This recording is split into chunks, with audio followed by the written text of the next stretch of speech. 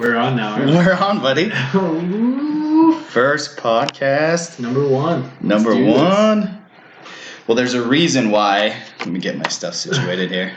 There's a reason why I wanted you on this first podcast because I figure we got to kind of break it in a little bit. You know what I mean? And I was nervous to I was nervous to have a freaking, just like a guest on there that I didn't know very well. Right. Like, super nervous. I didn't want to screw it up, but no, dude, this is kind of an epic moment for me. Just kind of explain what the Someday Life podcast is, for sure, to a sense. First, state your name for the record. Oh, they all know my name. I'm a big deal, bud. No, but the Someday Life podcast is basically just an idea that I've had for 2 or 3 years, I would say, of just like trying to find like my passion or something that I wanted to do where nobody else was telling me how to do it or how much I needed to do. You know what I mean? I mean, the podcast scene has obviously came on pretty strong over the years. For sure. But we're a little late to the party. I know. But we're living the someday life. We're starting it, no regrets, right? No kidding. And that's the thing is, over the years, I would tell myself like, oh man, someday I want to do this or someday I want to do that. Right. And that's how the name kind of came about. It was like, dude, there's millions of people out there that are doing the same thing as me, where we're jotting down ideas in books, trying to come up with different business ideas, or maybe it's like an adventure that you want to do or a fear you want to get over. It's like, oh, someday I'll do this. Someday I'll do that. Yeah. And sure. I don't know, that just always resonated with me. I was just like, dude, I should start a podcast where we freaking talk about living the someday life. Like, get off your ass and make something of yourself. Just get out and do it, right? Yeah, exactly. I mean, we live in a heck of a country that we have the opportunities to do it at, anything we want. I know. It's just... That's pretty badass, too. Yeah. But it's weird that a lot of people... The fear in their head keeps them from... Making their dreams a reality almost. Yeah. I came up with this thing. Called Shooting Star Goals. Yeah. And I just wrote it down in my book because it was something that resonated with me because I've had a lot of shooting star goals where I've thought about it. It's like bright and it's like this spectacular thing. And then that thing just fucking fades away. She gone. And I'm like, what the hell? Like, why does that happen? And then just speaking with people over the years, I've come to find out that a lot of people do that exact same thing. Yeah. It's like they see it, but then they don't know how to get from seeing it to actually accomplishing it. Right. Too many barriers, right? In their head, at least. I don't know if there's really any barriers because, like, here we are doing the podcast. Yeah, but dude, there's a lot of barriers, man. From mental. Tell me about the process to get to this point. So you had the idea. Was instantly, I was like, I don't know if this is going to work. Yeah. Like, what if my surrounding cast thinks that I'm being a dipshit? Like, what are you doing starting a podcast, right? Like, I haven't talked to anybody about it, honestly. Really? I've talked to you. I talked to my wife. Talked to my little sister for a minute, and she was kind of like, what the hell? Like, okay. So I think that once you get this idea that you want to do, and maybe people don't even know what your aspirations are, but you instantly feel like, oh man, I kind of need to keep this in house. I don't know if I want to, one, I don't want other people to know what I'm doing because not that I want to be first in line. It's just, there's less distraction if it's just you and maybe a couple people that know what the idea is. I think the project gets off the ground a lot quicker that way.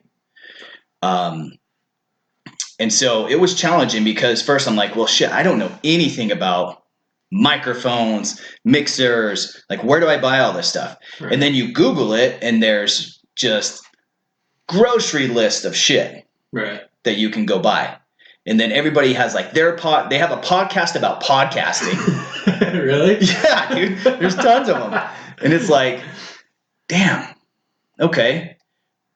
Well, I'll just kind of figure out like, okay, what's a good budget? What's something that I can afford? How much am I willing to put into it? To where, and that's a challenge in of itself, because honestly, I think it kind of sets people up for failure. They're thinking failure out of the gate. They're like, well, I don't want to go spend tens of thousands of dollars on equipment, because what if this doesn't work out? So you already like put that mental stamp barrier. Yeah, you basically just stamp yourself for like you're giving yourself a way out instantly. And so it's this tightrope, I guess you could say, this balancing act of trying to minimize those, but also realize that they're there, but don't act on those. Right. Like you got to have a sole focus. And I think for me, like, yeah, I can keep in the fight with this whole thing. So it was, okay, well, how much do I want to spend on audio equipment? How much do I spend for a logo? Right. Where the hell do I do a studio? This is my house. This was my exercise room, right? So with the COVID pandemic, we canceled. No, well, we canceled the gym membership, and we're like, hey, well, let's just get a gym from home, built in our house, so we can work out. And then, of course, now I'm working from home too, so I'm stuck in the little closet in the exercise room. But I think that was my thing, is I wanted this so bad, and I was so tired of procrastinating and basically falling on my face on other ideas. And I'm just like, I'm to the point now in my life where I'm just like, I'm making this shit happen. Right. It's like, how can I make all these other things that I've been successful in? I've been able to accomplish those, but I'm accomplishing those things for other people. Right. Like the corporation I work for, right? It's like making your boss rich so you can buy another car, right?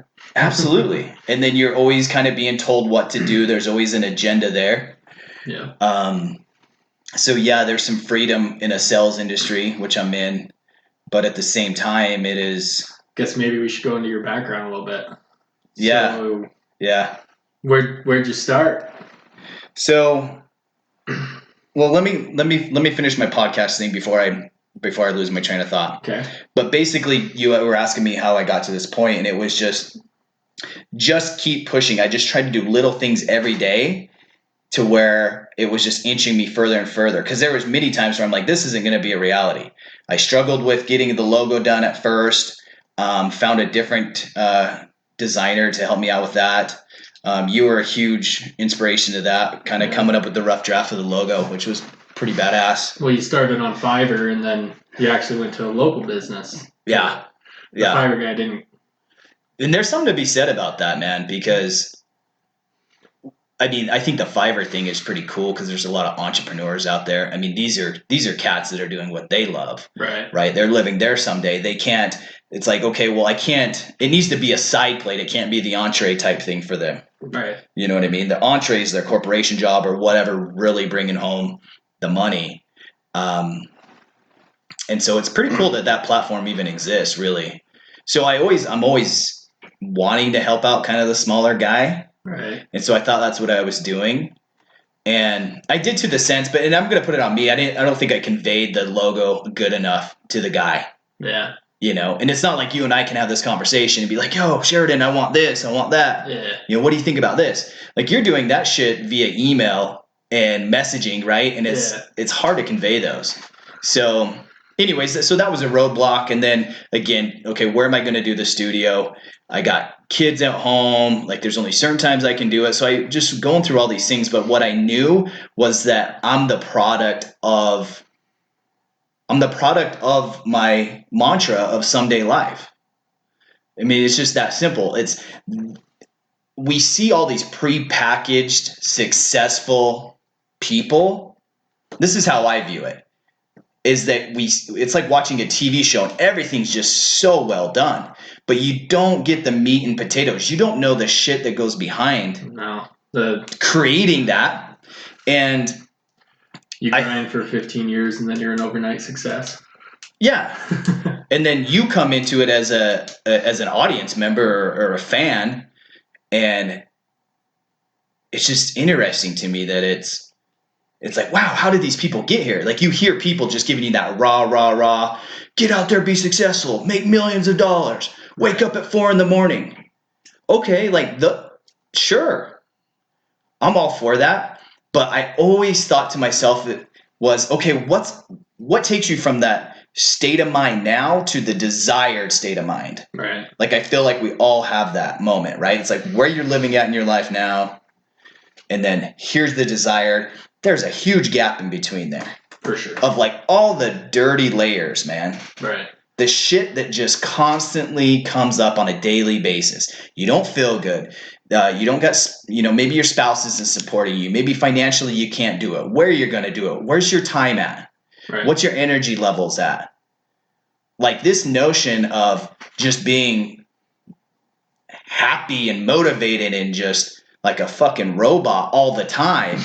Dude, I just don't think it's the reality. No. I think they're selling a bill of goods. And so, I mean, that's what I mean by the prepackaged shit. Like all here's this little, feel good, do this type of thing, but they're not telling you all the shit you have to go through to get to that point. You know what I mean? Yeah. It's like, wake up at 4 o'clock in the morning, but what's that going to do for you? Yeah. At the end of the day, I guess. Well, it's not going to do anything for you if you don't have some sort of purpose behind it. Right. You know what I mean? And I think that's what people lack is just, and what I've lacked in the past is that purpose. Like I could grind. Like that's one thing that I'm like I would say I'm super proud of myself, or where I can always fall back on. Like if I'd lost everything tomorrow, that fear, it's a reality, but at the same time, that would not define who I am. I've never been a person to, like, I always figure shit out, man. Right. Always. Especially when shit gets hard, right? You find a way. Yeah, absolutely, man. Like that is, I don't know, what is that, fortitude? You know what I mean? Like you just figure shit out. Like if you can't find an answer to a problem, like that drives me nuts, man. I'd say it's grit. Yeah. Just the grit. I mean, that's what you probably learned in your past too. Is starting on a ranch. Yeah. I mean. Yeah. No shit. Moving pipe 4 o'clock in the morning, and Yeah, man. That upbringing that upbringing's been. It's been a blessing, but it's also been kind of a curse in a way. Way more than a blessing, though, than a curse. But shit, at a young age, man, you just think that this place is a fucking prison. You know what I mean? For sure. You're just like your job's at your house. Yeah, your job's at your house, and like you see all your other friends that that are not working like you. That are not, and you don't know it at that young of age. At least I didn't.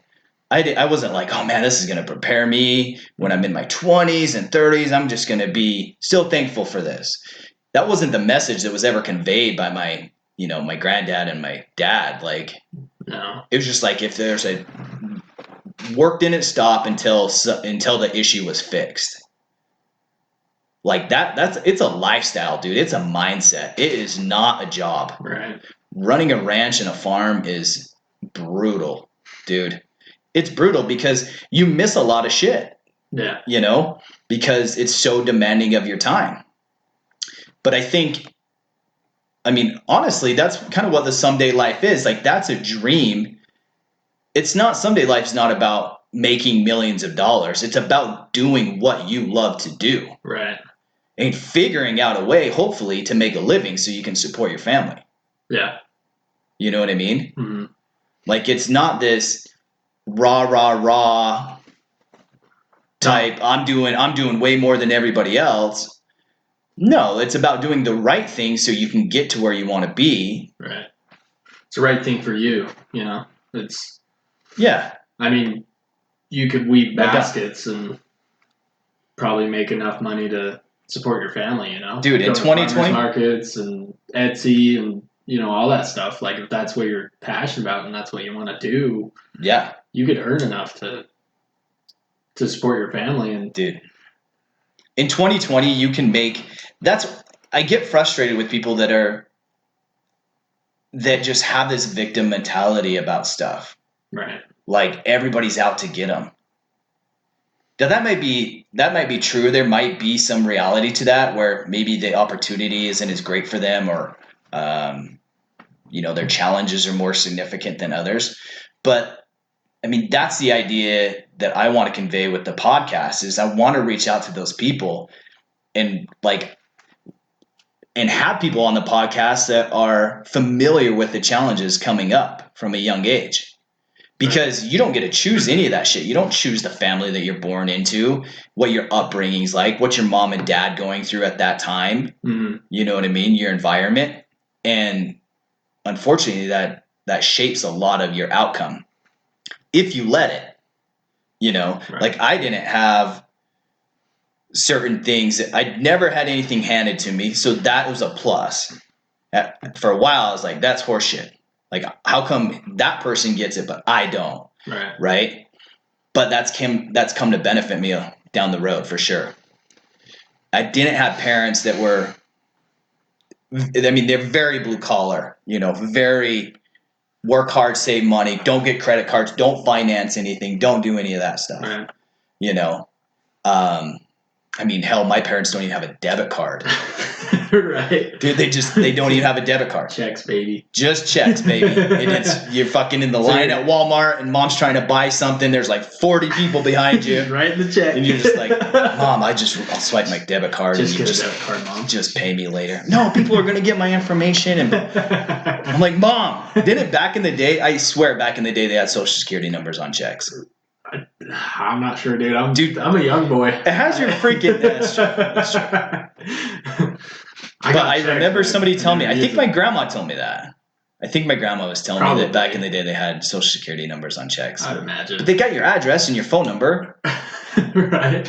And your routing number. Your routing and checking account number. Yeah, that's just basically a here you go. Long drawn out debit card number. Exactly. It's the exact same thing. And I try explaining this to my parents and they're just like, okay, whatever. But it's so interesting, man. Right. That your background and what you come from, where you come from, like you can let that control you 100%, and you just fall victim to it. You're just you give into it. You're like, well, this is how I have to be because my dad's this way, my mom's this way, maybe my aunt and uncle are this way, so this is how I have to be. Right.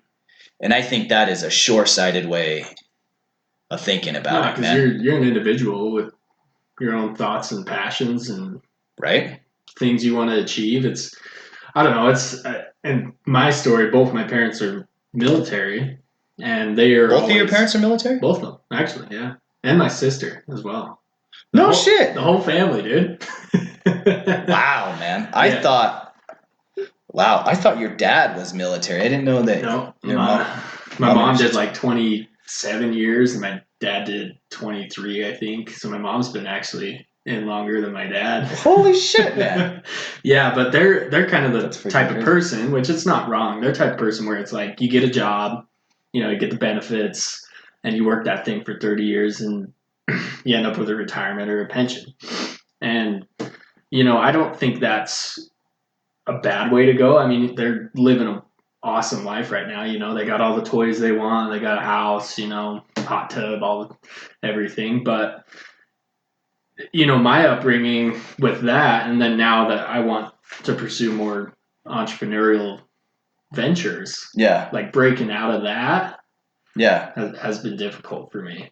So, I mean, not defining yourself by your past or your parents or like because of are you saying like the pattern of their choices or like, because they sound fairly conservative. Yeah, for sure. In their choices, they're not. Yeah. Well, they started. What made them go into the military? Have you got that story? Well, so my grandfather was in the military. My dad's dad. Okay. Let me see if I can get this story right.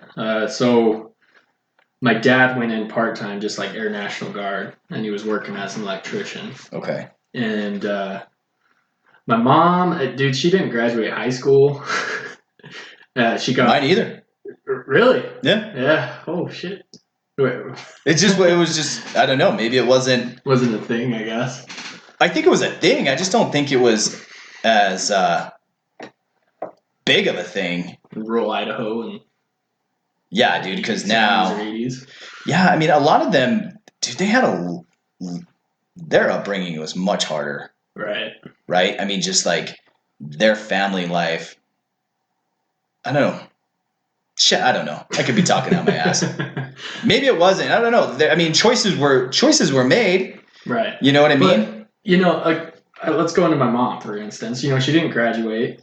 You know, she's working at Camp OK Karate as like the girl that gives out cups for, you know, $3 an hour or whatever. Uh-huh. And she wanted to do something more with her life. She's like, oh shit, this is just where it's gonna be. So she went back, got her diploma like a year or two later, and then saw the military option as a thing.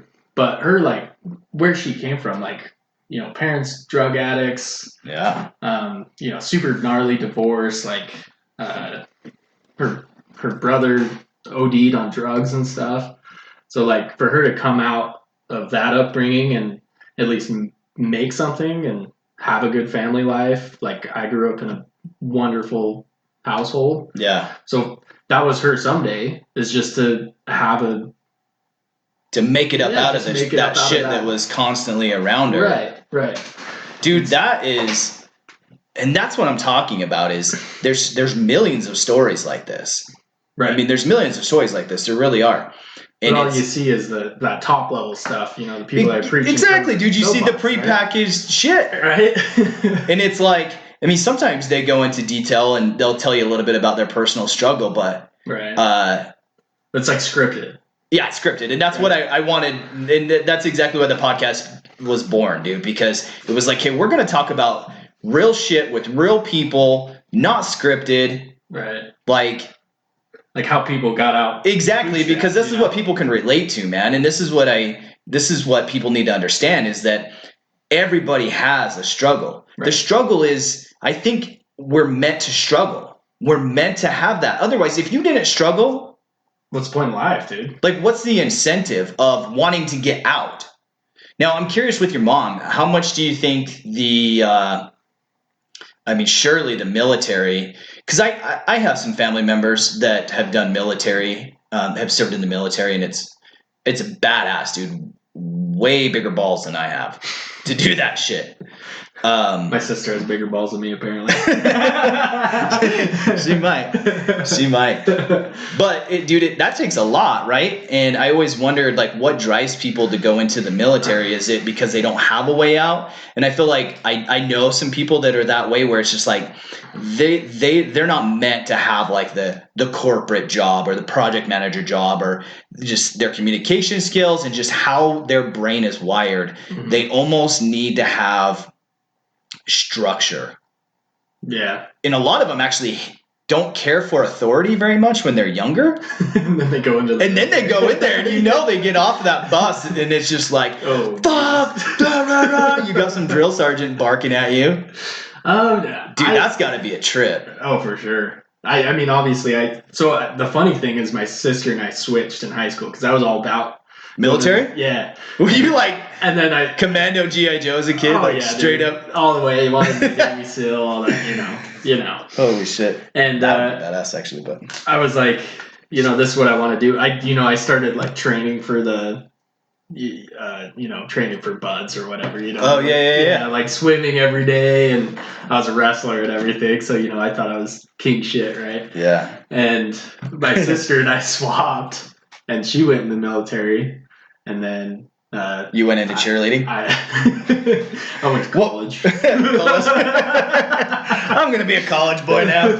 Screw this, my Navy life career. But I think for my parents, it was more. So my dad, I think it was more kind of just part-time job. That's what my grandfather, is just family business, I guess, right? And then my mom, I think it was like she saw it as a way to success, being a successful person. Yeah. and that was her Like gave her option, like 'cause she probably a didn't- deeper meaning of right. something. She didn't have enough money to go to college or anything like that. She had to borrow money from my great grandma to even finish her diploma. Damn. So, so yeah, I'm losing my train of thought. No, dude, that's freaking interesting. Yeah. So she saw that as just an opportunity to kind of bootstrap her way out of the situation she was in, Yeah. type of thing. But yeah, sometimes you need those, man. Yeah, but Those that's opportunities. That's her someday life, and she enjoys it. She's got a job. She's got kids. She's got everything she wanted out of everything it. she wants. So, I mean, getting more people to do that would be amazing.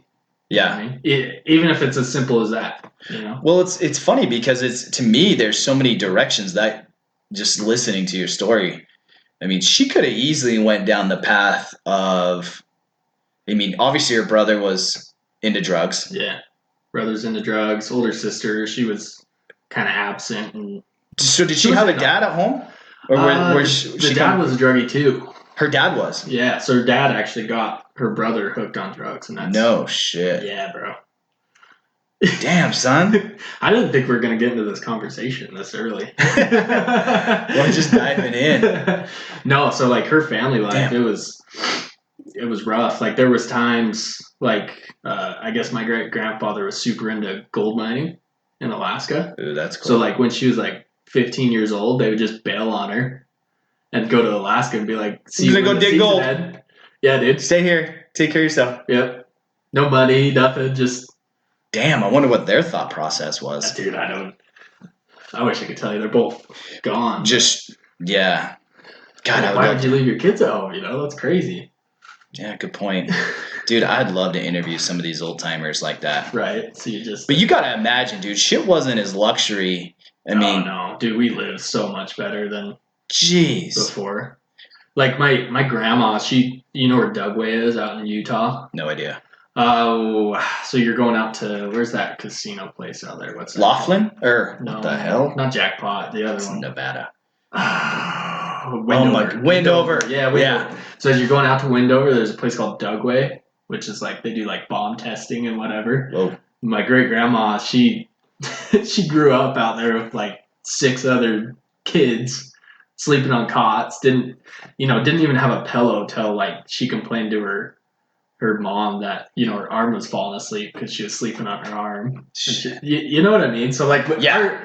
our And we're like bitching about like, oh man, my sleep number, my back. This thing's a piece of shit. My $700 bed hurts my back. Oh my god, dude, that's the thing, dude. I think we got to look at what we have now and the opportunities we have now more carefully and be like, we're pretty good, But Yeah. there's so much opportunity to do more than you could ever even imagine, Yeah, Just no doubt. the internet, like we're starting the podcast right now, Yeah.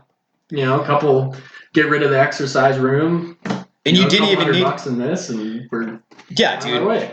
Absolutely. And with like, just like you said with the internet, dude, with YouTube and stuff like that, somebody's thought about it. For sure. Like how to change a light bulb. You can go watch 1,000 videos on YouTube how to change a fucking light bulb. Right. So that's what's awesome is that people are sharing. It's like this huge echo chamber, right? And so sometimes that is badass, and then sometimes it's like super destructive, For sure. depending on what the narrative is and what people are wanting to say Right. and talk about. But this idea that you can't make something out of yourself in this day and age is just horseshit. Right.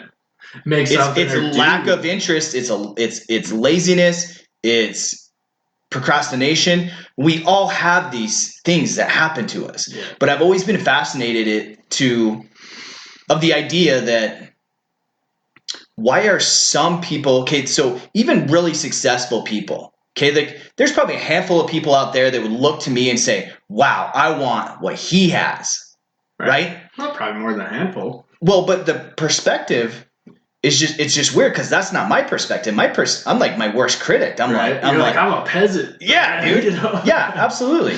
So it's interesting to me that some people like their laziness and their procrastination and their fears and their anxieties. Like I know a lot of it's probably some, chemistry in the brain and things of that. I'm more than aware of those type of things, but isn't it just weird that some people, they almost can't get out of their own way, or they can't realize It's woe is me. They're their own worst enemy. Which is, I think, is a learned trait, though. Is that, like, you get older, back to what we're talking about with the environment of... Yeah, because when you're a kid, you're like, I mean, you can do anything. You can be a freaking astronaut, right? Like, what's... Oh, yeah. Like, your dreams are huge. Right, like, what's the probability of being an astronaut? Probably not super high when you're a kid, but, like, you think you can do everything you want, and then you get older and you're like, you start to tell yourself you can't. Yeah. But why? What? I have a theory to this. Do you want to hear it? I'm ready for this theory. Let's hear it.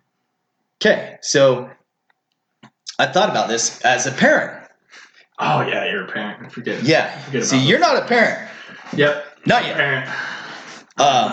But here's my thought to this. I think parent gives you a definite, interesting perspective because you're trying to help a small human, like, do something with their life, I guess.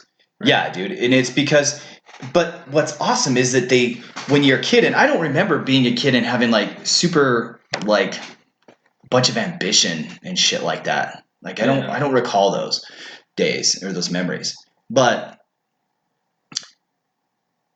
it's funny to me that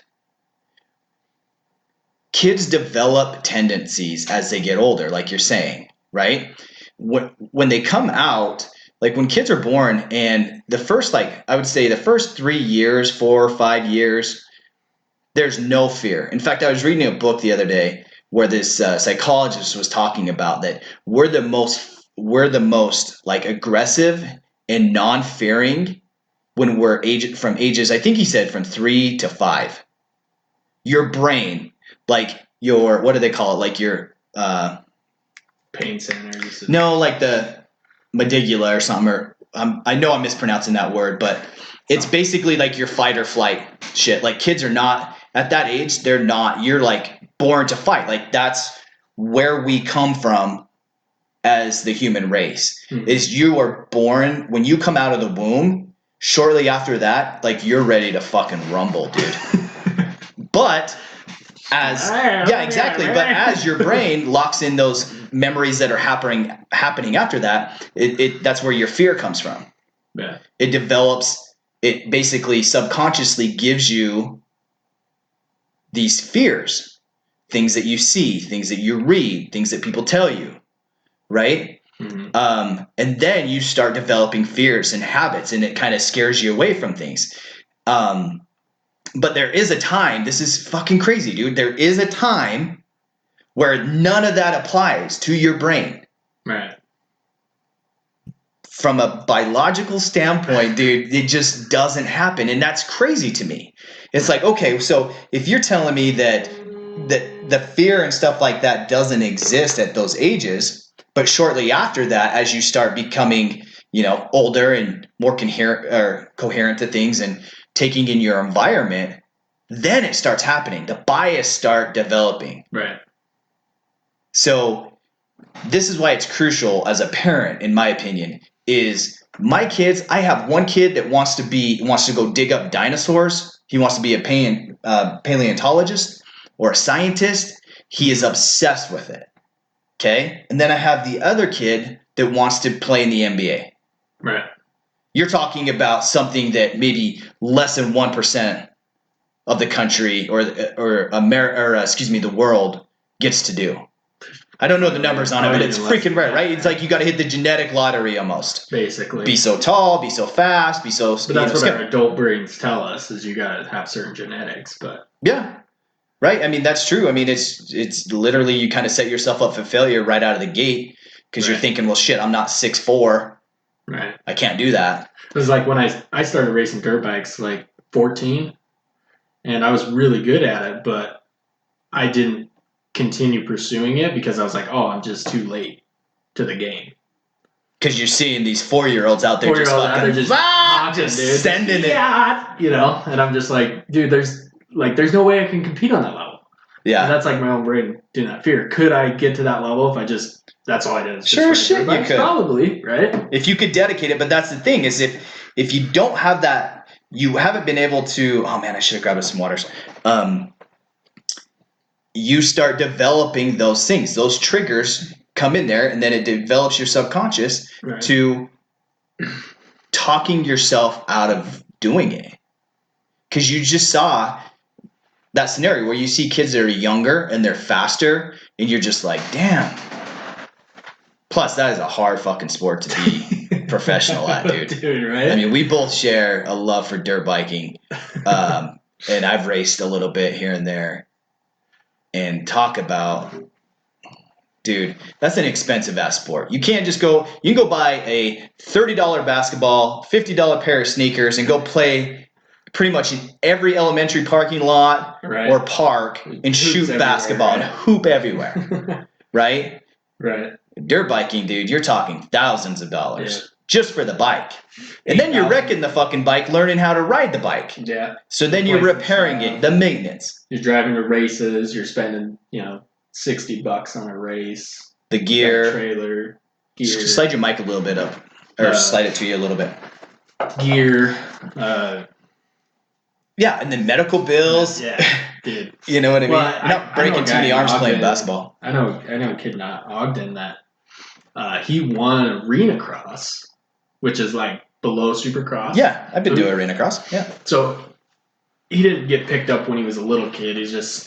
But he's been racing since 50s, right? And he got all the way up to the point where he won arena cross one year. Next year, first race out, like he was about to start like talking to the big boys, blew out his knee, and was out. Game over for him. Game over. Like that ended his career. Pretty much, but I mean, he still races. He still rides dirt bikes. Yeah. I think he struggles with some other stuff that's kind of drugs and kind of gets in his way. Yeah. But what was I saying before we got on the dirt bike thing? About the kids. Oh, kids, yeah. About kids and like developing certain bias and so it's just amazing watching so I have a 9-year-old, an 8-year-old, and a 5-year-old. And I've never told them that no, they can't be in the NBA. Right. That's not going to happen for you. You need to go try something else. But somebody else is going to tell them that, and then they're going to believe it. Like, how do you? They find it out on their own. Right. Like, how do they? They see it on TV. The commentators critiquing everybody. Right. I mean, it's just the society. We need to do better at encouraging younger people to go out and fucking send it, dude. Yeah. Seriously. Because we need to encourage older people to go chase their damn dreams too. Yeah, I mean, that's really absolutely. But those younger people were younger people that were not influenced in the right ways, that lost their motivation. Right. And now they're 50, 60. Just like you're saying. I mean, they were kids. I mean, this is the same thing that I'm doing now. This is one thing that I thought wasn't going to be a reality. And I said, screw it. I'm going to make this reality. When you start spending money and you start actually investing in yourself, you start putting pressure on yourself to make it happen. Yeah. And I think that's important to do those type of things. Right. Yeah. I mean, the kids, with my kids, we're trying to foster everything that they like to do. Right. Not tell them no. Not tell them no. It's just whenever we do something, if that's what you want to do, then you're going to commit to that. You're going to work towards it. You're not going to quit that. Right. Okay? So I preach that on them to, okay, if that's what we want to do, then we're going to do that. I'm going to find everything that I can as a resource to make those things happen for them. Yeah. I think that's what we do as parents is you're just constantly, you don't want to disappoint your kids. Right. Now this becomes a challenge because there's some people that can't give their kids everything that they want. But it's all a matter of perspective. Like if the kid doesn't know, I don't know, it's kind of a shitty thing, right? Because they see other kids with other things, like what I was talking about that I saw. So trust me, kids out there, if you're listening to this in the car with your parents, it's going to be okay. We've already sworn a couple times. I don't know. Yeah. I don't know. I put explicit on the audio. It'll be okay, right? People know.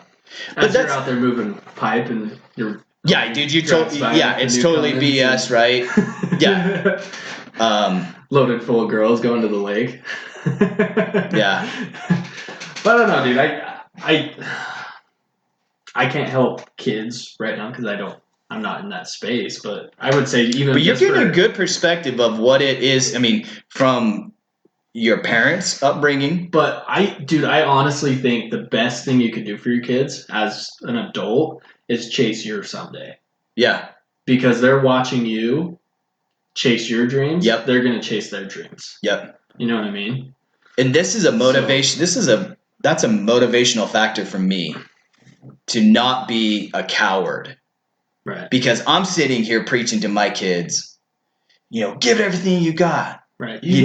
Like dedicate yourself, get out there and practice basketball, or, like my one son who's just 100% into dinosaurs, he doesn't take much motivation at all. Like he's so into that. It doesn't even faze him. He doesn't care to do any other, he'll do other things to participate with other kids, but he's so entrenched in that whole dinosaur world, which is cool to me because I look at that and I'm like, there's nothing, his mental barriers are going to be far less than somebody who's just half-assing a passion. Yeah, go on. And this is where I come back. I've had this conversation with you off air with working in these corporate jobs.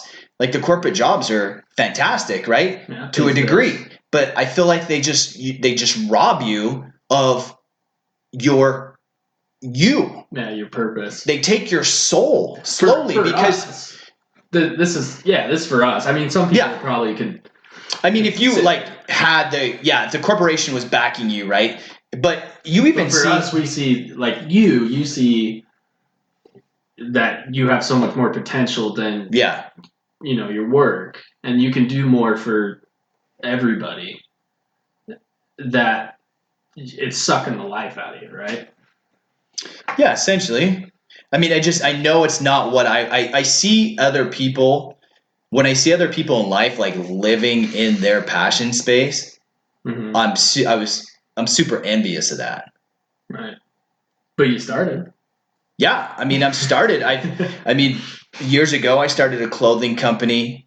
I was super passionate about that. That was like using my creative mind, which I love to do. Right. But then I found myself, since I was 19 years old, being entrenched in communication and marketing and business development and sales. And so this is the world that I've lived in since I was 19 or 20.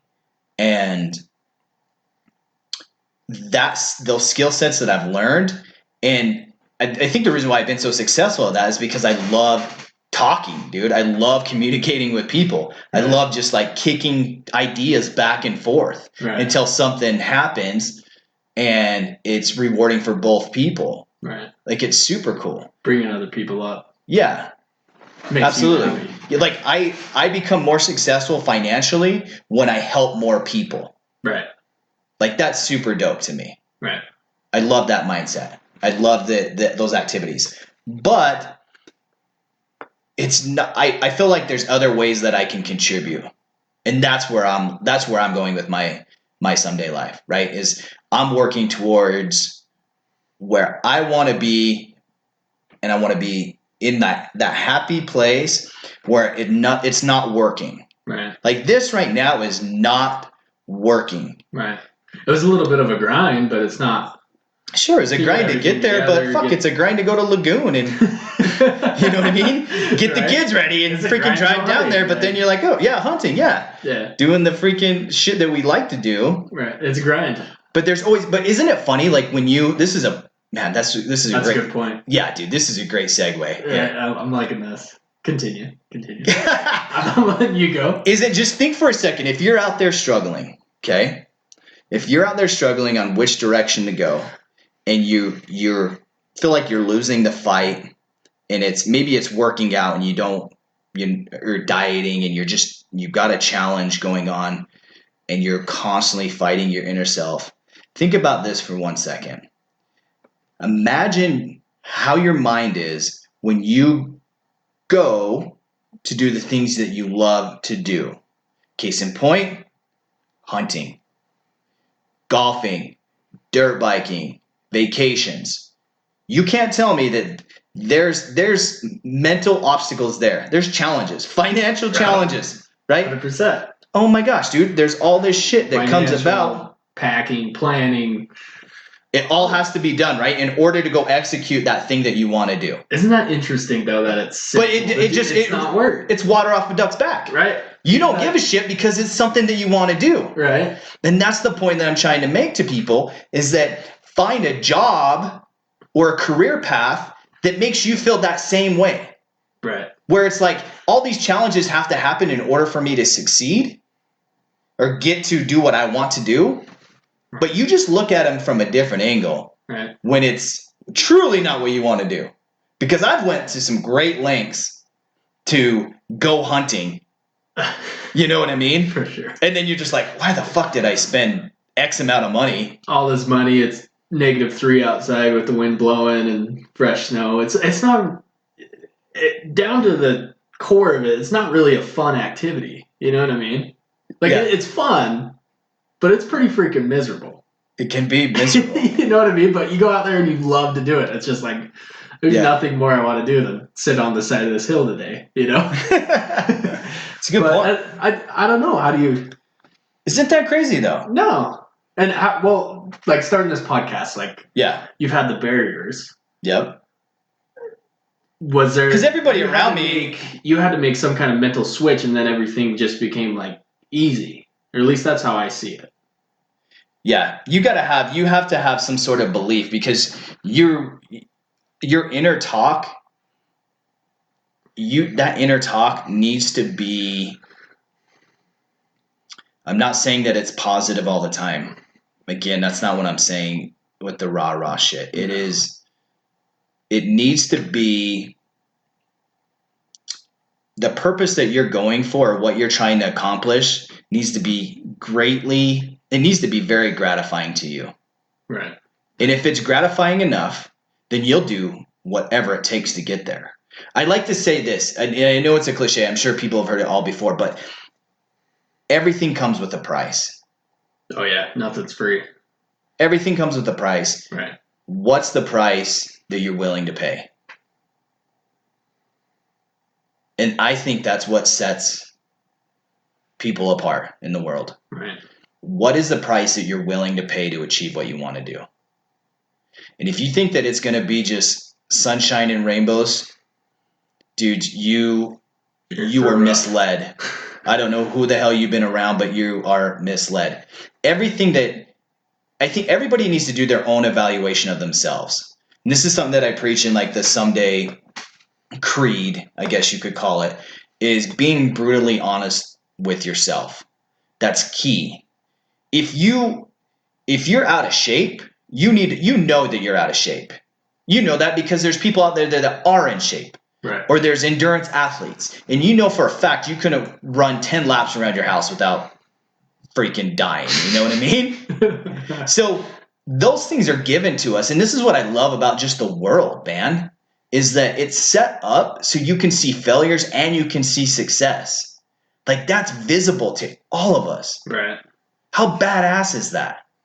And then you get to choose what you want to be. Right. And this is something that you what need you to. are today is the product of all your choices. Your choices up to that point.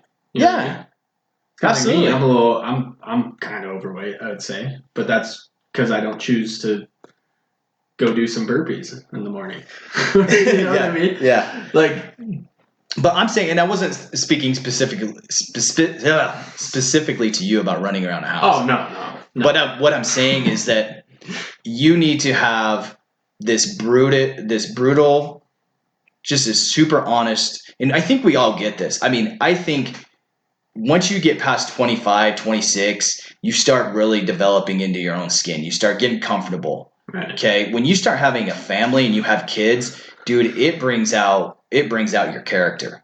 All that shit that's been lingering in your childhood and stuff that you haven't dealt with, it will come out when you get married and you settle down into a relationship.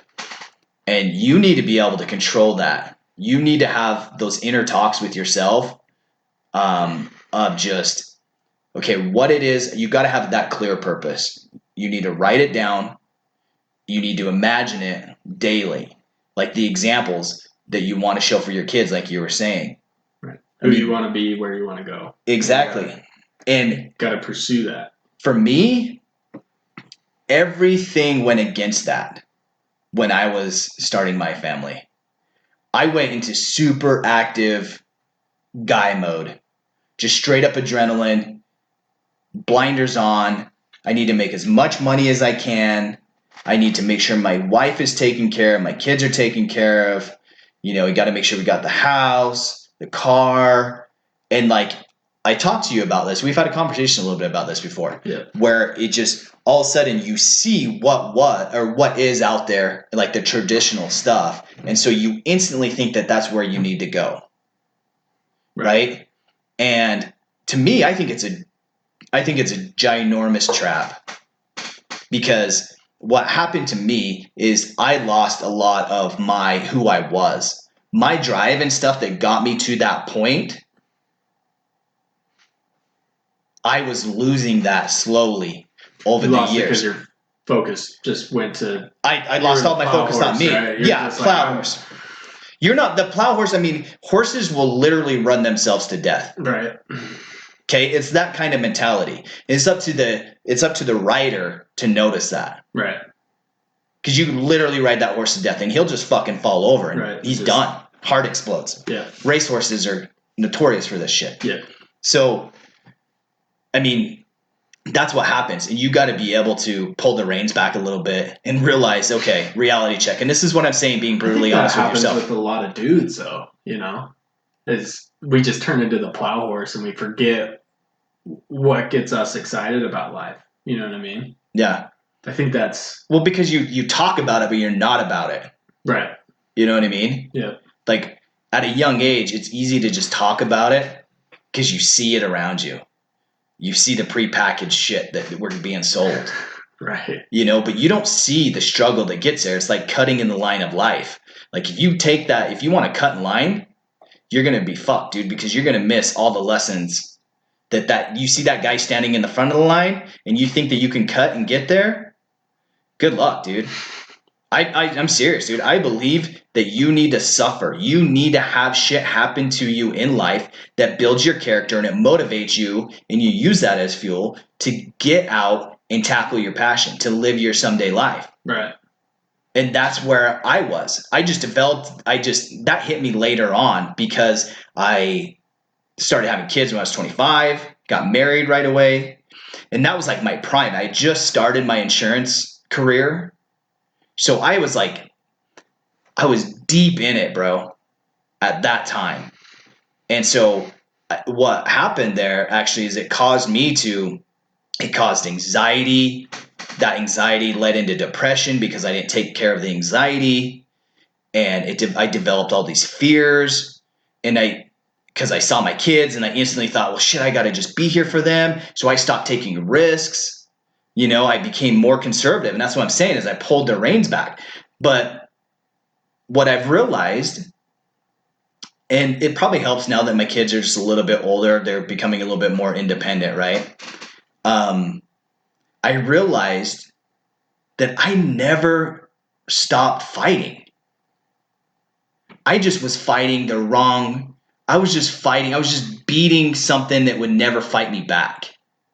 I was comfortable. I got into a place where I knew how much money I needed to bring home. I knew when I would be home, just like shit that made me comfortable, dude. Put on like 20 or 30 pounds of extra weight. Complacent, dude. Probably the best word to...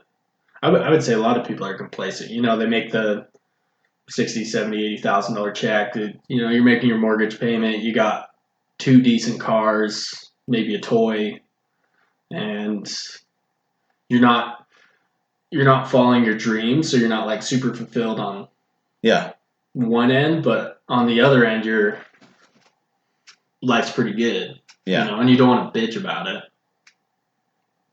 because it's like, what do I got to complain about? You know what I mean? Yeah. As an American with a house and a car and whatever, but if you're not fulfilling what you want to do in this world, yeah, I mean it screws you up mentally, dude. Yeah. And I'm speaking from experience. I had the house, I had the truck, I had the car, I had the camper, I had the dirt bikes, all that shit. Right. And so that's what I'm saying is some people would look and say, wow, he's got such a great life. No. What I did is I fell into the trap of just the traditional bullshit. Right. I gotta buy a truck. I gotta have a nice truck. You know, it's like what we do in high school.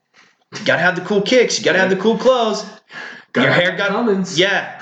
You know what I mean? It's like you're only cool if you have a diesel. You're only cool if you have a diesel.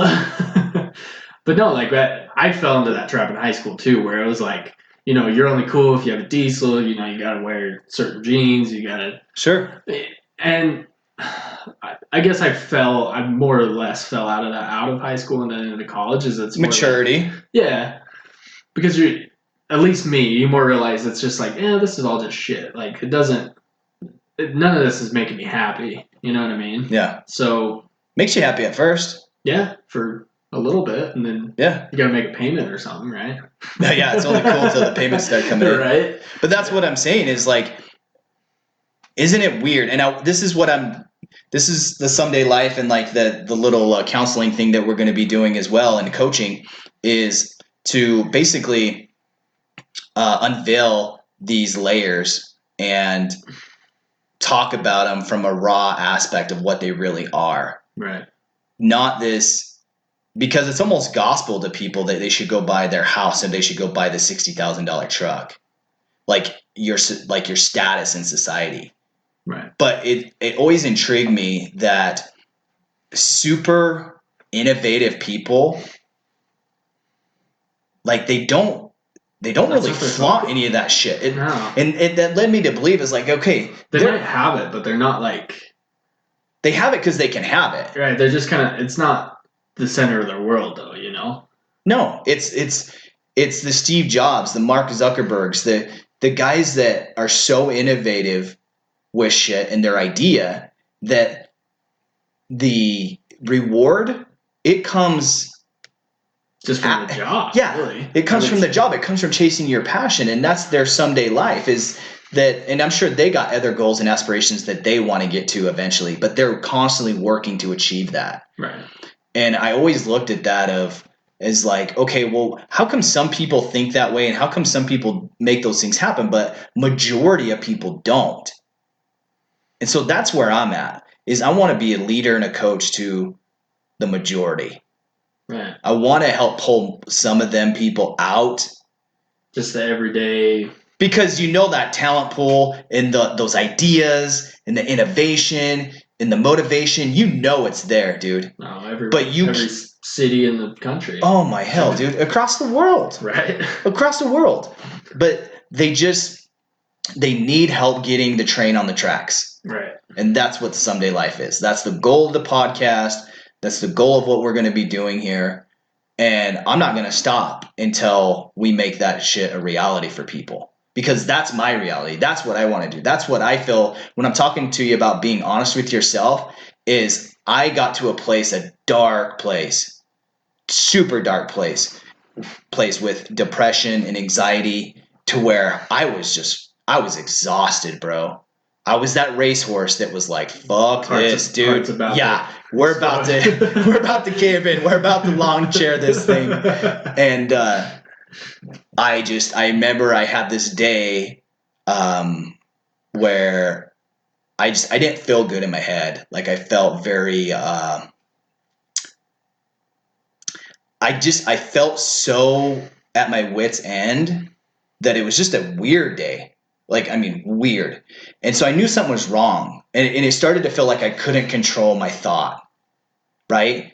And I went to my brother. He was general contracting this remodel, this big house. And I remember going to him and just asking him like, hey, can we go get some lunch or something, you know? And he knew something was wrong with me. And I was like, man, I feel like if there's guns in my house, that I wouldn't be able to control myself and that I would end up harming myself. And he looked at me like, holy shit. He knew I wasn't kidding. He's my big brother, so I always go to him for help. And I've never told this to anybody. No, I've never told this story to my freaking wife, to anybody. It's just between my brother and I. And he was like, okay, I'm going to go get all your guns. I'm going to go, being the big brother, right? Mm-hmm. And all he wanted to do was so cool because all he wanted to do is just keep me closer to him, like close to him mm-hmm. and like figure out what's going on. And so I just checked in with him. Obviously nothing happened, right? But it got to a point where I was like, I couldn't shut off that thought. Mm-hmm. And I started thinking, holy shit, this is exactly how this goes down. Right. This is how this mental illness freaking takes people out, is because your inner voice and shit, it just becomes obsolete. And this other voice comes over and it's like, hey dude, you're fucking done here, you know? And it started scaring me because I never ever had thought that way ever before. Right. And so I just checked in with him and stuff. And so that moment, that day, it just shook things up. And so I would say probably a year after that day had happened, I had really thought to myself, like, holy shit, there was a moment where you considered something like that. Now, I'm probably the guy that would probably never follow through. That's what I always told myself, because I think we've all thought about that with suicide and stuff and like finding an easy way out, right? Yeah. And you're just like, but I would never do it. And that's how I feel. I am now. Yeah, I would talk about it or maybe think about it, but never do it. But I'm telling you, dude. But that day it got close. That day it got scary. Close, dude. Yeah, dude. It was like I needed to leave my office, and all I had to do is go find my brother. I just got to talk to him. And he dropped everything, dude. Just boom. Dropped everything. Let's go to lunch. And he just knew that just looking through my eyes, like, dude, he's halfway there. Yeah. You know? So what came of that? Like, what came about it? Yeah. So I stayed in touch with him. And what I realized had happened is that I was putting so much pressure on myself to do something. And I was putting all the weight on my shoulders on my family. I was making sure my wife could stay at home and raise our kids. Financially, I was bringing home 99% of the money. So like I stacked all this shit on me. I took that manly adrenaline blinder racehorse mentality and just went for it. Yeah. What I failed to do is give myself ways out. And I think what for me exacerbated this a little bit is that I was grinding and pushing so hard in something that I didn't love to do. I just did it to make money. Right. I just needed money because I wanted the house. I wanted the truck. I wanted the car. I wanted my kids to have this. I wanted my wife to have this. I wasn't doing it because I loved to do it. And so it was a year after that. So that would have been, 2 years ago? 2 years ago, when I came to realize that this is bullshit. I'm done. I'm done with living this life that doesn't please me and doesn't fulfill my passion. So you can take that as like, oh, poor me, it's my fucking birthday. I'll cry if I want to. No, it's not that. It was me being brutally honest with myself saying, fuck this. I'm going to go do what I want to do. I'm going to make a living doing what I want to do. And I'm not going to worry about chasing the dollar and having material things that people think are a sign of success. What I realized is that those things weren't me. What was me and what made me great was that I fought through all those challenges. I came to the cliff's edge and I didn't jump because I believed in myself. I started thinking about my childhood. I started thinking about the jobs that I had, the cars that I had to buy by myself, the insurance I had to pay by myself, the college I had to pay by myself. Everything that I was doing was by myself, but I was making it happen. I was grinding it out. And I thought, holy shit, this is a fantastic, what's the word I'm looking for? Like a characteristic trait, you know? Like, well, it was a fantastic thing to have because I realized that I had that power of fortitude, that power not to give up, just to grind it out. Well, what I'm thinking right now is like, if you had the power to power through and achieve all that, how great is it going to be when you're doing something you like to do? When you basically take that and you align it with your passion. Right, your drive and your fortitude with your passion. That's right. I mean? Yeah, and it was just the aha moment, dude. It was just like, I get motivated off of when I get angry. Like when I get a little pissed off, somebody tells me I can't do something, or I see somebody else doing it and I know I can fucking do it too. Right. That pushes me, dude. I'm competitive as hell that way. Yeah. But when you work on, like for me, since I was 19 years old, I've worked on commission, right? Mm-hmm. So it has motivated me to go out there and capture what I want to capture. So it's like hunting for your food on the daily. Yeah. Okay. Dragging shit back to the cave. Yeah, dude. It kind of keeps that mentality. Right. And so it's like, okay, well, I have this mentality, but damn, if you're grinding that hard, and it's a lot of things, people, I have friends where they're like, I don't know how the hell you do it, man. I don't know how you can just work on, you start at zero and then you just make X of money by the end of the year. You know, mm-hmm. Like they're just not wired that way. And I often think, well, they could do it. It's just that they haven't been there. They haven't put themselves in that scenario. Right. Like when your back's against the wall, like if you jump in, like I think about babies, like how they teach them how to swim, right? Mm-hmm. Like instinctively they swim to the top. They start like, fuck, I don't want to be down here. Like I'm coming to the top. And that's kind of what happens working in sales and commission. But I will tell you this, if you're grinding that hard to be successful at that and it's not in your passion space, dude, it's a cocktail for some disastrous shit. And that's what happened to me. Stuff. Yeah. Right. Yeah. So it was like, okay, now I'm going to shift my focus. I know that I have what it takes right. to push through and accomplish. Now all I need to do is slot myself into that passion space that you're talking about. Yeah.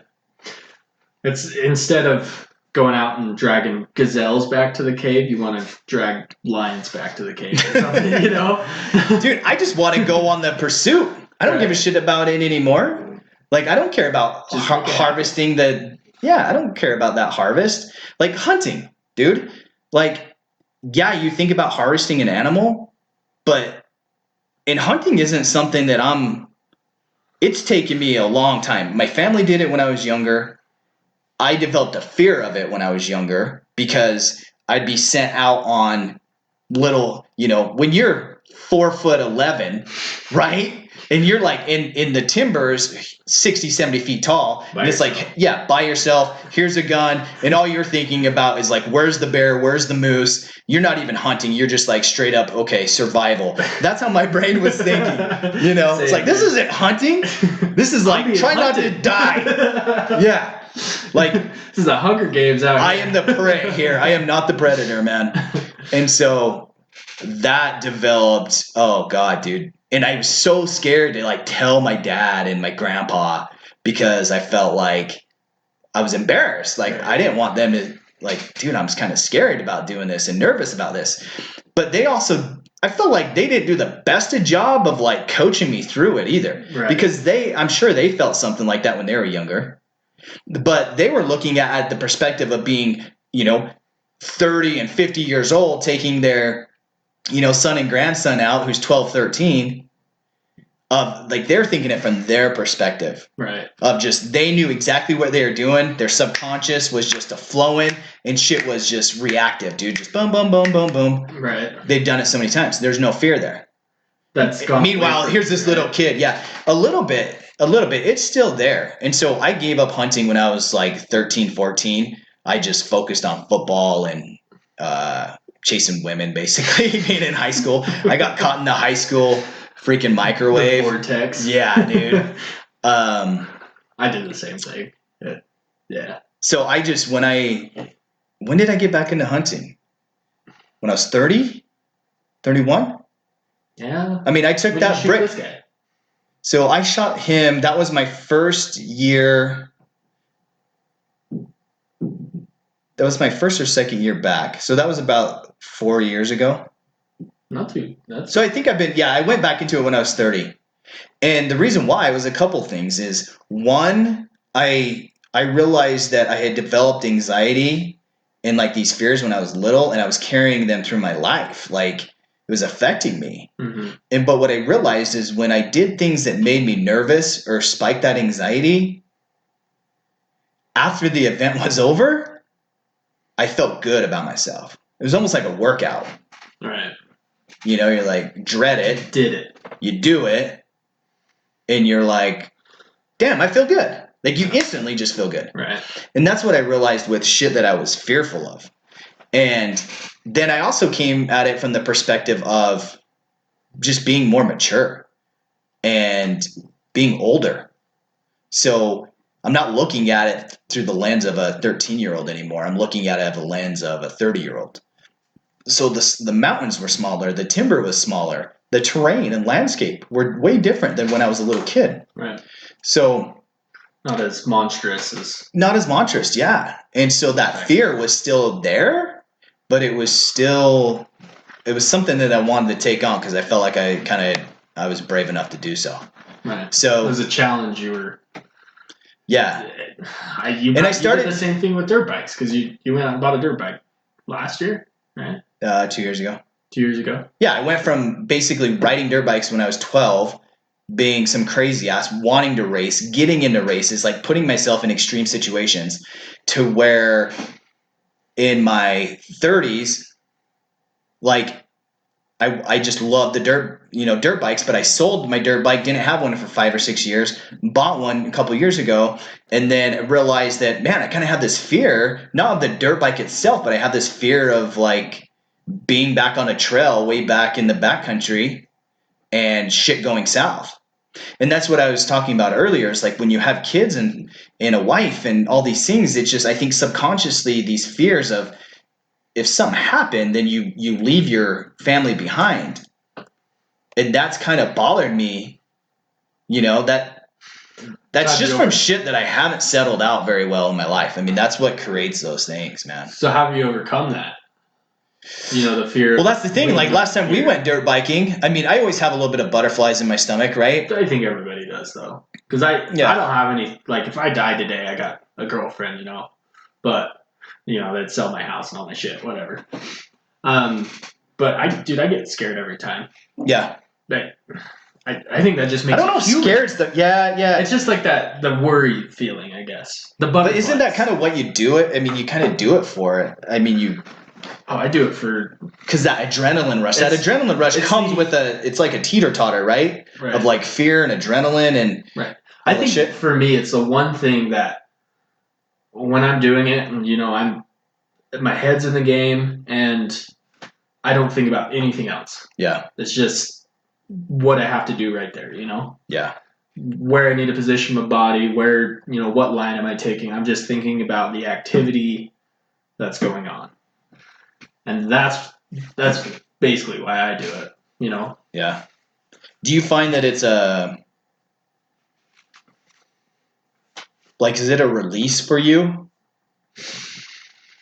Yes. I don't know. Or is it something that it's like not everybody can do, or no? Is there just isn't it kind of weird that we do even power sports in general? Right. Super sketchy. It can get sketchy. Right. It can get sketchy real quick, but it's why do we do those things? I think it puts me in a primal state. Okay. It's just like it just reverts back to just surviving. You know what I mean? Yeah. There's no... Because there's a thin line there. When TPS report on the desk Monday that I got to fill out. It's just like I'm in this activity and I'm trying to not die, but just having fun while doing it. To have a good time. It's kind of like a challenge. Like this Right? is weird. Maybe I shouldn't be saying this, but oh hell, I'm gonna say it because I think a lot of guys are just like this and women too.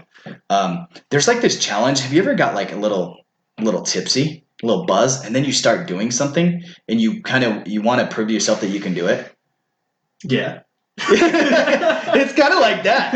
It's kind of like there's been times where, not recently, but where I've made bad, gratefully, I mean, it worked out for me, but there's been times where I've been a little buzzed up from being with some friends. And then like, I had that confidence to go like drive back to my house. Right. Right. I think we've all been there, but it's kind of like, fuck, I got this. Right. But you almost want to see if you can fail or succeed. Now, I'm not condoning or recommending don't do that. doing that with alcohol and driving vehicles on roads. No. That's not what I'm saying.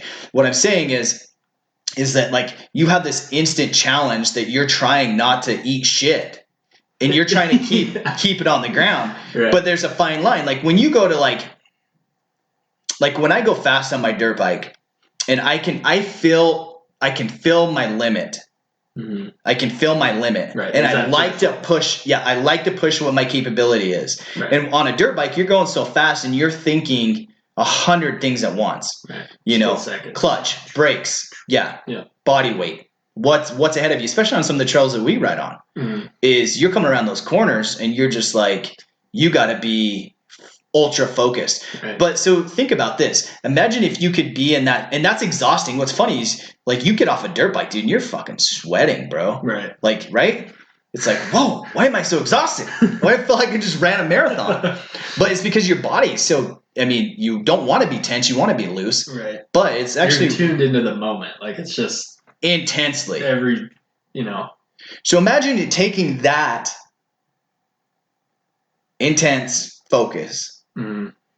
and putting it into a project, a passion project, putting it into something you want to do. There's really not anything different. The fact is because the bike is giving you that you're doing what you want to do. Right. Well, everything you're doing is to keep you from dying. Right. Yeah. In essence. Yeah. So if you applied it to a project where all those little barriers and whatever comes up, but like on a dirt bike, a rock comes into the middle of the trail and you gotta react. Yeah. What are you gonna do? You're going right, left, you're going over it. Yeah. So if you're doing a project, instead of, seeing the rock and being like, oh, that rock's too hard. Yeah. Just make in your head what you need to do next, but you make it difficult. Yeah. You know what I mean? But why are you pushing yourself knowing that, like extreme injury could happen or death? Why are you doing that? Just the dirt bike in general? Yeah. It's the only time you feel alive, buddy. Okay. At least for me. So to me, I mean, that's just it's my point with the someday life mentality is, and just in your life in general, man. You may not be on a dirt bike, but you got to have something that you love where you're willing to pay a price for it. And that's what I'm talking about, is you're willing to pay that price knowing that you could get injured, extremely injured, but you do it for that rush. It's because you have the love and you have the passion to see it through.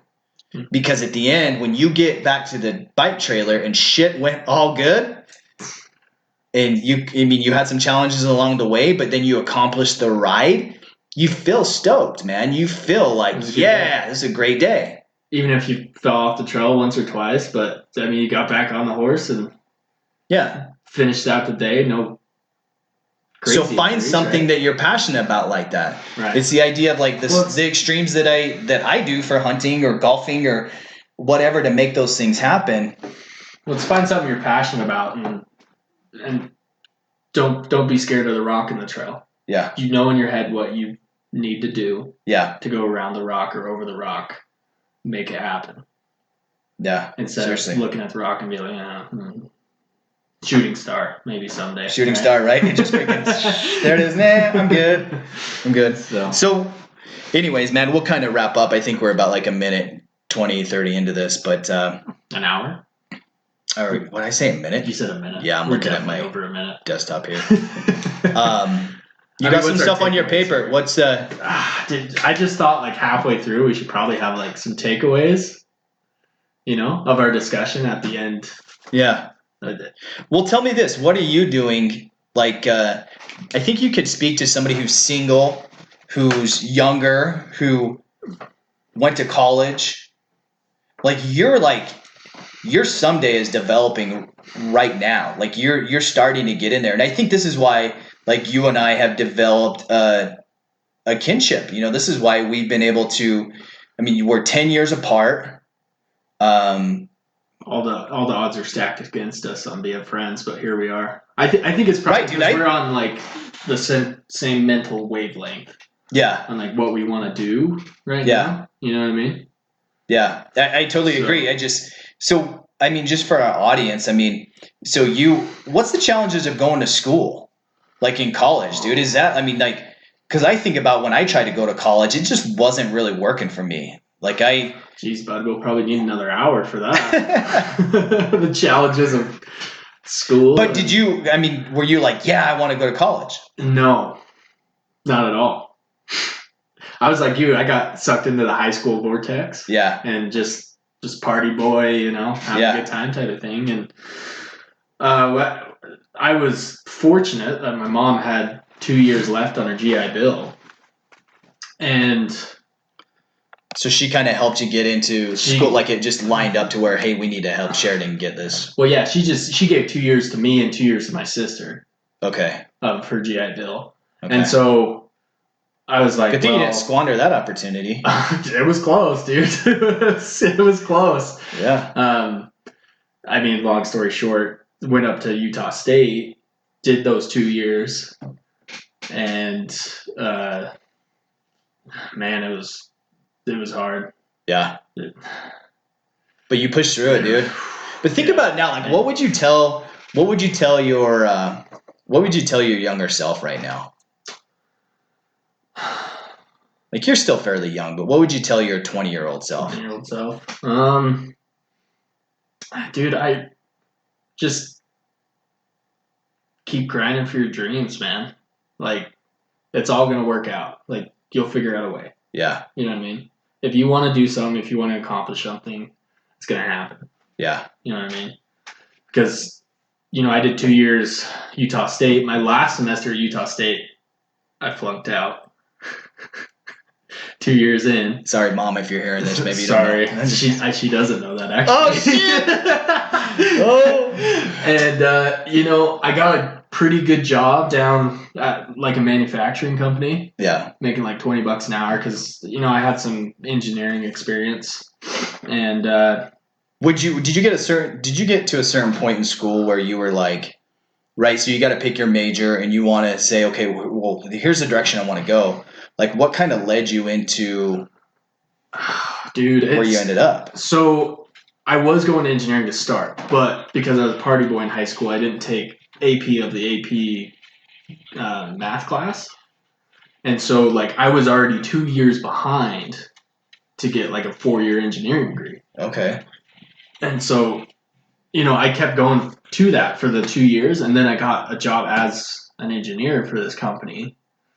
And, dude, I didn't like it. Sitting there calculating all day. It just wasn't me. The people, it wasn't my type of people to, like, vibe with. You know what I mean? You got that engineer mind. And I don't think I have, like, I could build things. Critical thinking, man. It's not like that, okay, let's get into this nut and bolt details. You know what I mean? Yeah. And so I was like, man, I don't want to be an engineer anymore, like 2 years into it. And then, I was working as one, and I was like, dude, I don't want to get stuck in this. So I actually went to online school. Yeah. Yeah, online, baby. That's where I thrived. I went to Western Governors University. Oh, cool. Shout out to Western Governors. Shout out. Not a sponsor. Not yet, anyway. Which I think they bring a lot of opportunities for the, like, working people. Because what I ran, well, it's kind of like a trade school in a way, isn't it? No. Like, aren't you going there to learn a trade or no? No, it's college. Like you get a diploma. Oh yeah, obviously, yeah, you're right. I'm a dipshit. But I think it helps, working people, because why I flunked is I had to drive from Ogden to Logan, which is like 45 minutes to go to school every night after a 10-hour workday. Jeez. And it just, I got just overwhelmed with all that. But, Western Government's all online, and I had the opportunity to sit in the basement and freaking bang out a degree because I was committed to it. I got 2 years into it. It's like, what do you think? What was committing you? I think half of it was like to just like realize I need to make something of myself. Like I need to be somebody. Like if I don't accomplish this, I'm going to be a failure. That and like I didn't want to get stuck at Peterson's. Oh shit! I probably shouldn't have said their name. I didn't want to get stuck at Peterson's Lawn Care Service in Indiana. I didn't want to get stuck at the job I was for 40 years. Because you knew that wasn't where you wanted to be. Yeah, doing something I didn't want to do, dude. I hated going to work. And getting this diploma, I was 2 years in. I'm like, let's get a business degree. I'm super into business and entrepreneurship. I didn't want to waste my mom's 2 years of GI Bill. Right. So I cash flowed. I didn't take out any loans or anything. I paid for those next 2 years. Nice. And I think that's what really like pushed me as well. That little skin in the game.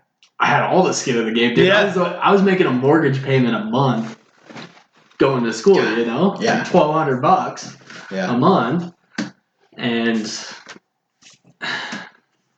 it worked out. I mean, I got a really nice job. Like a bomb job working like just right not out of the gate, but I mean, it's cool to me to see your plan now.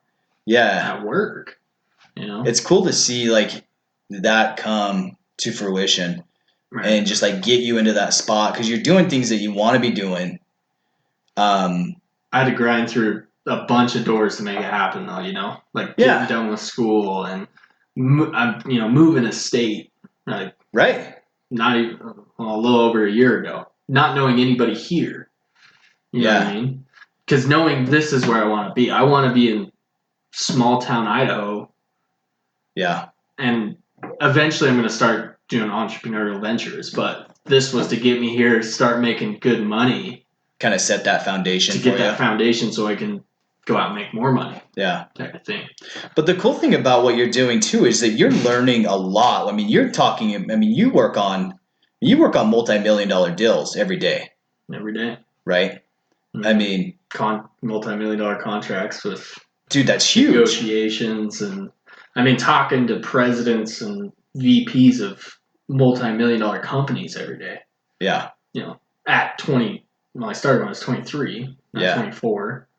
So for some kid that flunked out of college and then made it happen, Yeah. But you made that choice to make this happen. I mean, this shit, you just don't, it's not Plinko, dude. Like on The Price is Right. You just don't bounce around and just, land there. I had to dive deep and focus, man. Yeah, dude, you got to get your freaking head put on your shoulders. And I think that's what attracted me to you, man, is like, so we met out at like a freaking brewery, just out there having a good time, didn't know each other, and just sparked up a conversation, and it just about business, about ranching, about like all sorts of shit, dude. Right. And then as the freaking that spirits flowed, we were like just like sitting there. There's like thousands of people around us, and we're just like laser beam.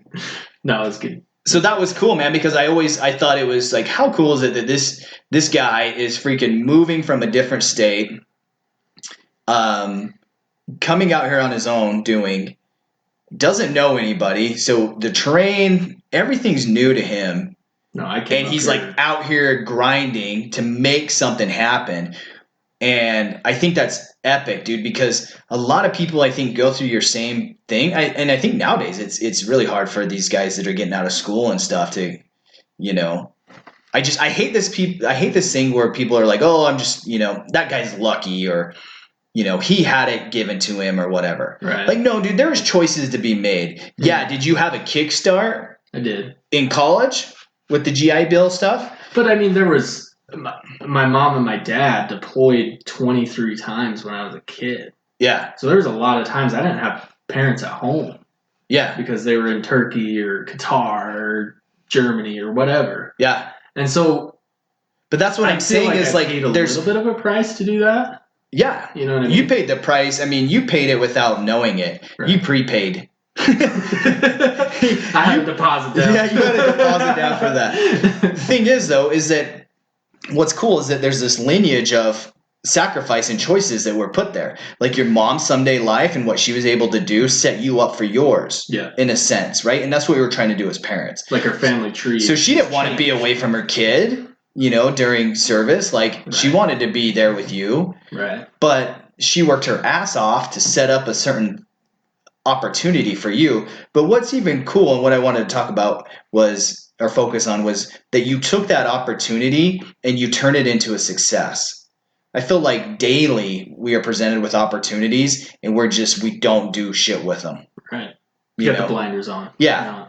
You got the blinders on, and here comes these opportunities, and it feels like you got to be comfortable. It's like, well, you know, the timing's not right, or my relationship isn't quite right, or my job, I'm like, I don't know if I'm going to stay, maybe I'm going to get a new job. Like people, we develop these things, and it just instantly throws you off your game. Right. It detracts you because they're not willing. One thing I talk in the Someday Creed is about it's about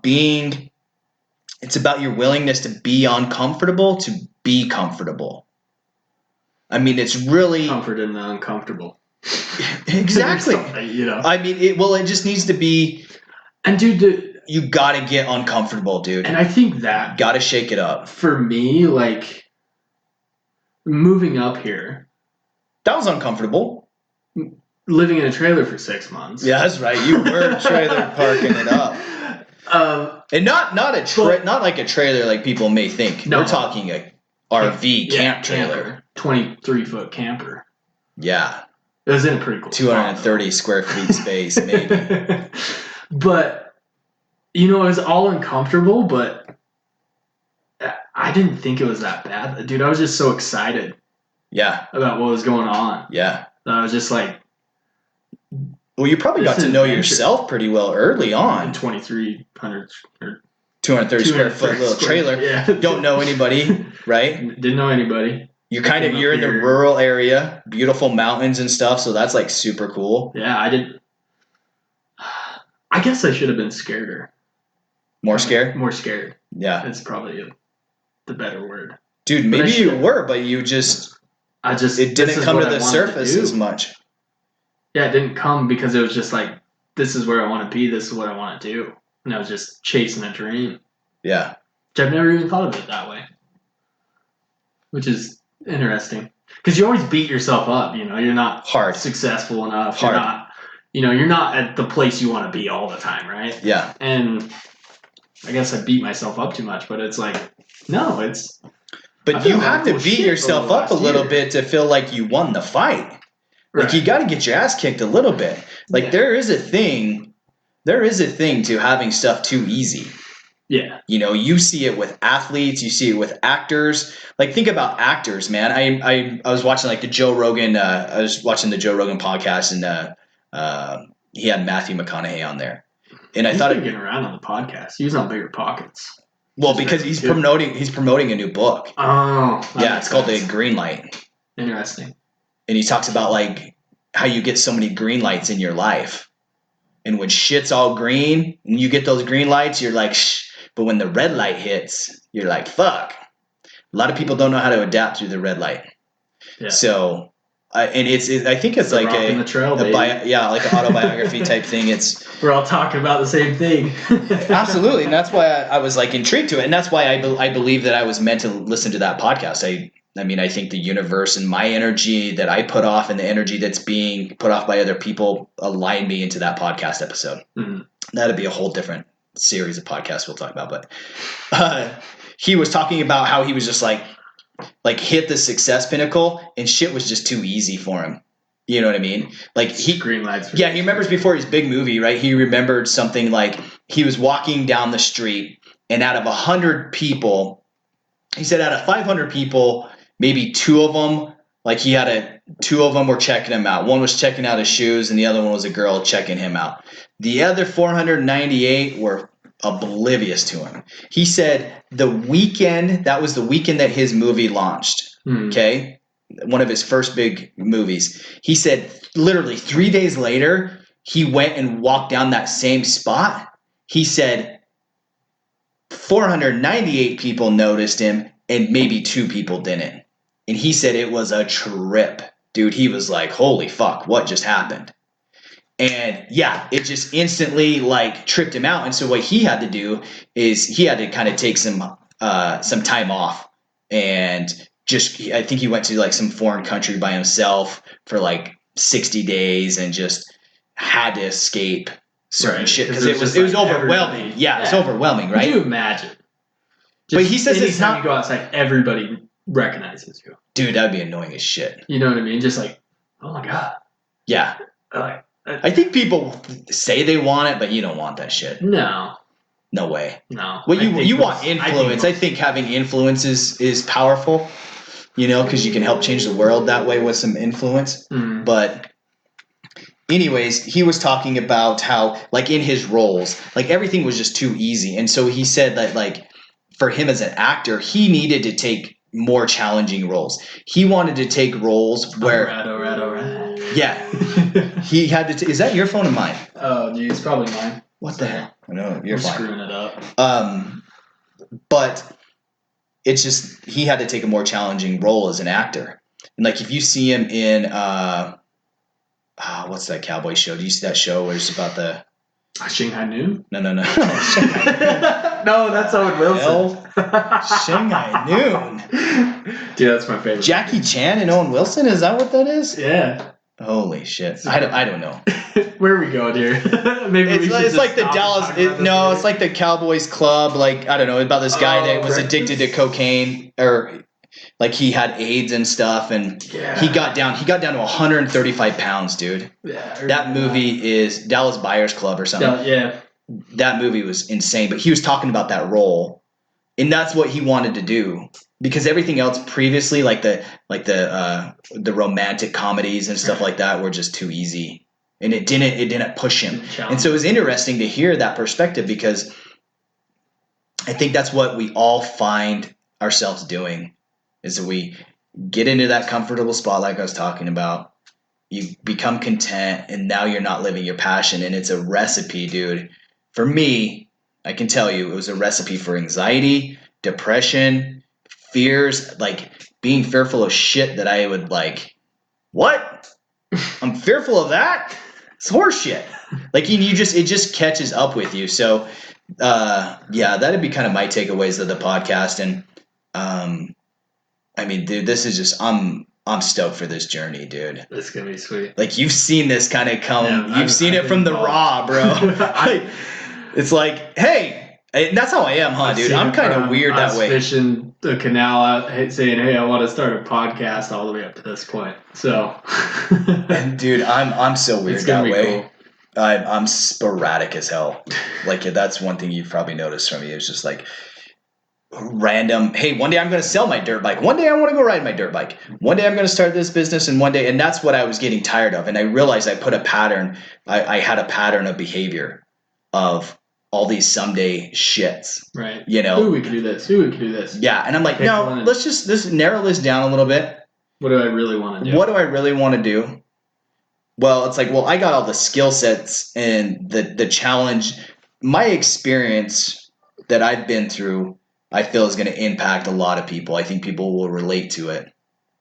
And I want to help those people live their someday life and get them to that desired state of mind that they're striving for. So we'll see how it goes, man. Obviously, we're going to have you on as a routine guest and all that shit, which is going to be cool. But I'll be part-time DJ, go twist the knobs. I know, I need a freaking tech person. Hey, if anybody's really tech savvy, hit me up. Hit me up, because I'm learning on the fly. But these are all the challenges, and I'm okay with that. Like, I'm tackling it. I'm making it happen, because at the end of the day, I'm trying to get to a certain spot, and I'm not going to let it's going to make it more this shit, mess me out. So mess me up. Cool, brother. Thanks for coming on, man. Yeah, thank you. Appreciate it. We'll do it again. Let's go get some lunch. Ooh, lunch? Dude, yeah. I'm thinking there's this barbecue truck that I've been driving by. And I'm like, dude, I got to get me some of that shit. So I'm into that. Yeah, brother. Right on. Okay, man. Thanks. I'm glad you chose me. Yeah. So. First podcast, it had to be you. You're the only one that knew about the idea. Cool, guys. Thanks, ladies and gentlemen. Love you. Tune in. We'll be bringing another episode here. I'm going to try shooting the next. Yeah. I got to edit this and I got to figure all that out. But I'm going to keep you updated on my someday. And you're going to see the rawness of what it takes to accomplish something.